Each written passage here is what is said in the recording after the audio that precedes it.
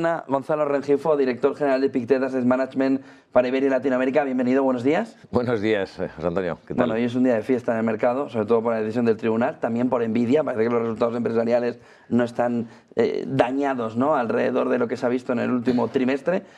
Pero, ¿cuál es la fotografía del mercado? ¿Cómo lo veis en Pictet? Bueno, a ver, en Pictet estamos empezando a ver el mercado con cierta preocupación, porque tenemos un poco mal de altura. Mal de altura porque estamos viendo que casi todos los mercados están en máximos.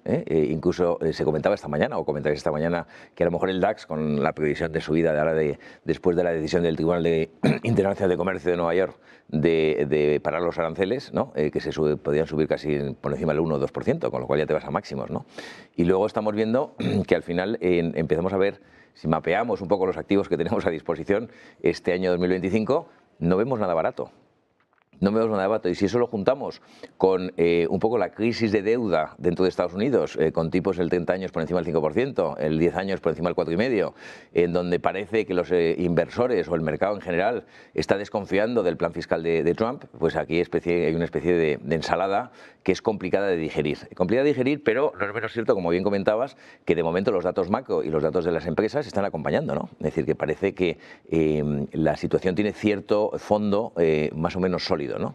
Pero, claro, mirando un poco hacia adelante, de dónde mirar desde el punto de vista de valoraciones, ¿no? Nosotros, de hecho, en Pictet lo que hemos decidido recientemente es ponernos neutrales a ligeramente infraponderados en lo que es renta variable, para intentar de alguna forma digerir toda esta especie de tsunami de noticias, ¿no? Porque esta mañana, preparando incluso la reunión contigo hoy, ¿no? Dices, si no estás en la radio esta mañana desde las 7:30, no te enteras de lo que ha pasado, porque es que entre lo de, como bien decías, de Nvidia, ¿no?, que no solamente sube 60 o 70% la facturación, sino que es que los beneficios, ¿no?, los beneficios son casi un 40%, 18.000 millones. Más 73.000, más 73%. Claro, entonces estás viendo que las tecnológicas, las famosas tecnológicas, siguen generando un exceso de caja brutal. 18.000 millones en un trimestre, es mucho más de lo que gana todo el IBEX, por ponerlas en una sola compañía. En un trimestre gana mucho más que todo el IBEX en todo el año. Digo, para que la gente de alguna forma se ponga un poco en línea de lo que estamos viendo, ¿no? Entonces, yo creo que hay muchas cosas. Es verdad que hay muchísimas piezas en movimiento. Estamos viendo que no solamente es el tema de el Liberation Day y el tema de los aranceles. Estamos viendo el tema del crecimiento económico en Estados Unidos, que nosotros creemos que se va a desacelerar. Nosotros tenemos quizá... Pero no recesión. No recesión, desacelerar, pero lo que estamos viendo es que el tema de aranceles, independientemente de lo que pase, porque ahora mismo yo no soy experto en el tema jurídico americano, pero yo creo que este Tribunal Internacional de Comercio lo que va a hacer es pasarlo al Supremo y eso va a ir decalando las cosas, pero realmente nosotros vemos que al nivel económico el daño ya está hecho, es decir, la desaceleración viene sobre todo en países desarrollados. Nosotros estamos mirando mucho a todo el tema de los BRICS, porque yo creo que ahora mismo es difícil posicionarse o tener una foto clara de cara a los próximos meses, pero yo creo que nosotros tenemos muy claro el entorno de trabajo al que nos vamos a dirigir, fundamentalmente para el inversor europeo. ¿Y cuál es ese entorno de trabajo? Pues el entorno de trabajo son ciclos, un ciclo de tipos de interés a la baja. Es la primera vez, nosotros hemos hecho un cierto estudio de cuándo hemos tenido tipos reales positivos en Europa en los últimos 15 años, y me parece que hemos tenido desde septiembre del 23 hasta hace poco. Tipos reales positivos significa que tú lo pones en un depósito, en un fondo monetario y ganas la inflación. Entramos en un periodo en donde no vas a ganar la inflación. Que es lo normal en el periodo anterior, que ha sido lo normal más de una década. Más de una década. Entonces, ahora mismo yo creo que el inversor tiene que entender que dejar sus ahorros, sus inversiones en mercado monetario no va a batir la inflación y por tanto tiene que poner el dinero a trabajar. Y entonces con este ejercicio con todo lo que estamos viendo, nosotros creemos que tenemos que mirar clarísimamente en los próximos 2 o 3 años un poco a nivel dónde podemos estar o dónde podemos mirar. Y yo creo que hay muchas oportunidades. Pero si está todo caro, es difícil. No, todo está todo caro, pero que de alguna forma hay ciertas empresas. Es decir, yo creo que quizá la foto global que nosotros vemos es los gobiernos débiles por el tema de déficits fiscales y poca capacidad de movimiento, y las empresas de alguna forma muy sólidas, de punto de vista de balances y de refinanciación de deuda, la mayoría de ellas. Con lo cual, las oportunidades, en nuestra opinión, están sobre todo en empresas. Entonces, empresas, ya no digo regiones, sino empresas. Entonces, el gestor que sea capaz, con cualquier tipo de estilo de inversión, seleccionar esas empresas que tienen balances sólidos, que son capaces de fijación de precios, que son capaces de generar un excedente de caja que les permita continuar y seguir desarrollando el negocio, pues creemos que hay ahí empresas ganadoras que es interesante mirar, ¿no? Claro, el Milan Inversor, por ejemplo, no en Europa, sino en Estados Unidos, donde esos tipos sí que son positivos, esa rentabilidad, sobre todo de los bonos, que comentabas antes en el 10 años al 4,5, y dice, ¿por qué la Fed no baja? Porque está cambiando también el horizonte de la decisión, ¿no? Ya no es un tema inflacionario, es un tema de deuda. Es un tema alrededor de que hay menor demanda que oferta y se vio en la última colocación que hubo a 20 años. Pero ¿os preocupa que pueda haber una especie, no de tsunami, pero sí de un movimiento fuerte alrededor de un problema de deuda? Que haya un susto alrededor de la deuda en Estados Unidos que lleve a una expansión. Europa ahora mismo no tiene tan tensionados los diferenciales. Nosotros hemos hecho, pero esto va muy rápido luego. Esto va muy rápido, pero nosotros hemos hecho un ejercicio, hemos hecho un estudio, de hecho, que hemos publicado sobre la sostenibilidad de la deuda americana. Es un estudio muy en profundidad, donde hay muchísimos datos, muchísimas cifras. No creemos que la sostenibilidad de la deuda americana esté en entredicho, primero, ¿vale? Pero entendemos que sí, el camino que están siguiendo desde el punto de vista de déficit, vamos a poner también un poquito en contexto. Es decir, el déficit anual de los Estados Unidos, que es alrededor del 6-7% de su PIB, es equivalente al tamaño de la economía española. Es decir, los americanos gastan el tamaño de la economía española todos los años de más respecto a lo que ingresan, para que nos pongamos también en contexto de las cifras y las magnitudes.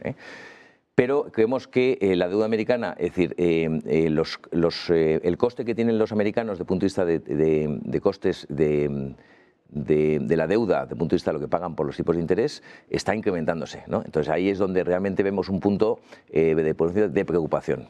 Pero creemos que de todas formas el dólar sigue siendo la divisa de referencia.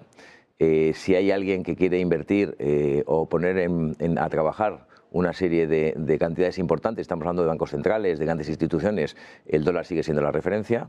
Como bien dices tú, el dólar tiene la ventaja respecto a Europa y otras divisas en donde los tipos reales siguen siendo positivos, con lo cual, bueno, pues yo creo que no vamos a tener ese problema de deuda en donde la gente, de alguna forma, estoy viendo incluso informes en donde dicen que la deuda a 10 años se te verá al 6-7% porque los inversores van a pedir más, porque no se fían de Estados Unidos. No, Eso no lo veis. Yo no lo vemos, pero sí vemos que hay cierto tensionamiento y cierta desconfianza.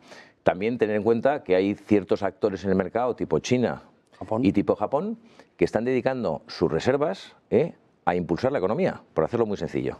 Entonces, Japón el año pasado dedicó casi 200.000 millones, vendió bonos americanos para soportar su plan fiscal. Lo mismo China. Entonces, estamos viendo que ahora mismo no existe, es decir, la mayoría de los gobiernos o los, vamos a decir, tradicionales compradores de deuda americana están dedicando sus recursos más a apoyar la economía local que a dejarlo invertido en dólares, ¿no? Con lo cual eso sí que está creando lo que tú estabas de alguna forma refiriéndote a un poco la preocupación del mercado respecto a la deuda americana. Pero nosotros no vemos que puede ser un tema más de punto de vista coyuntural, no estructural, pero si sigue en esta línea y no hay ningún tipo de cambio, en el 2030, dentro de 5 años, entonces la situación puede cambiar bastante. Pero, por último comentario, lo que ha comentado Trump, es decir, intentó la semana pasada, porque claro, cada 2 días tenemos... Se le ha ido hasta más que esta mañana. El tema de su plan fiscal, ¿no? Se lo han echado abajo su propio partido, ¿no? Porque realmente supone una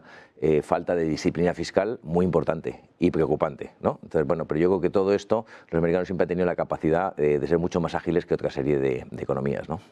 Y en la parte de la renta fija, en ese movimiento, por ejemplo, de diferenciales en Estados Unidos hacia arriba, no están presagiando, como nos comentabas en la primera respuesta que nos has dado, un momento de entrada, ¿no? Porque si eso va a ir a empeorar o puede empeorar, esa pérdida de valor de los bonos puede ser muy preocupante en cartera, ¿no? Bueno, puede ser preocupante y no. Yo creo que donde están realmente las oportunidades en renta fija, por lo menos en opinión de Pictet, es la parte de crédito. La parte de crédito en empresas, Y ahí tienes todo tipo de colores y sabores. Tienes desde el grado de inversión, que te puede dar 2-3%, hasta compañías que se llaman de alta rentabilidad o de high yield, que te pueden dar que incluso del 6-7%.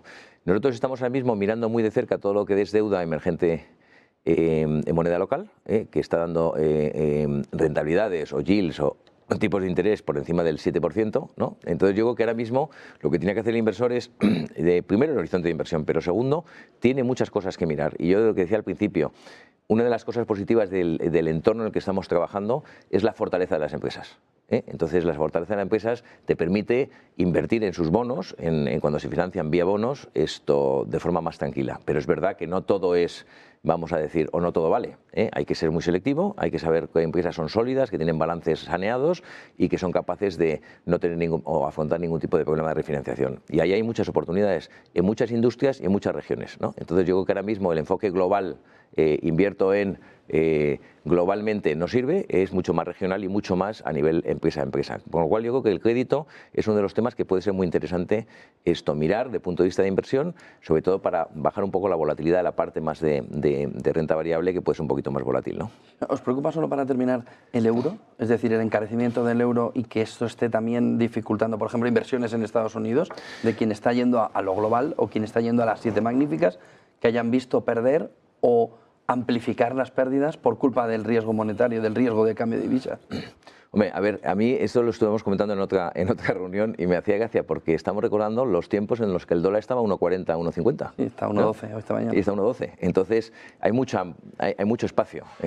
Cuando el dólar estaba a 1,40, 1,50, no había problemas de punto de vista de euro. Es decir, que de alguna forma el que el euro se fortalezca significa que importamos menos inflación. Eso significa que le da más espacio al Banco Central para seguir bajando tipos, le da más espacio al punto de vista de poder tener una política fiscal incluso a lo mejor un poco más activa, independientemente de que los niveles de deuda, como todos sabemos, están muy elevados, ¿no? Entonces yo creo que eso favorece, a ver, si hay un rally del 1,12 al 1,40 de forma brusca, clarísimamente va a tener un efecto muy negativo.